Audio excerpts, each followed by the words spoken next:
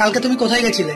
কোথাও যাইনি, আমি বাড়িতেই ছিলাম। সত্যি কথা বলো, কোথায় গেছিলে? আরে বাবা, আমি সত্যিই বলছি, তুমি আমায় বিশ্বাস করো না? আমি বাড়িতেই ছিলাম।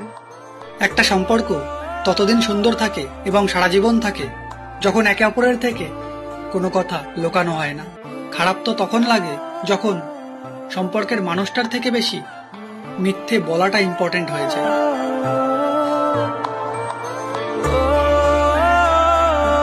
মিথ্যে কম বেশি সবাই বলে, কিন্তু সত্যিটা জানতে চাওয়ার পরও মিথ্যেটা বলে ভূমিকম্পের মতো সম্পর্কের ভিতটা নড়িয়ে দেয়। আমি তোমার কাছে সত্যিটা জানতে চেয়েছি, তুমি সত্যিটা বললে হয়তো আমার রাগ হতো, তুমি বকা শুনতে, আমি হয়তো অভিমান করে কথা বলতাম না, তুমি আমাকে মানিয়ে নিতে পারতে।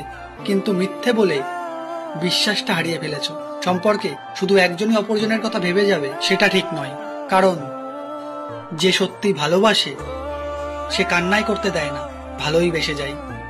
আর তোমার কাছে মিথ্যে বলাটা ইম্পর্টেন্ট, আমার কষ্টটা না। যদি ভুল করে ভালোবেসে থাকি তবে ক্ষমা করে দিও আমার। ভুল করে ভালোবেসে থাকি তবে ক্ষমা করে দিও আমার।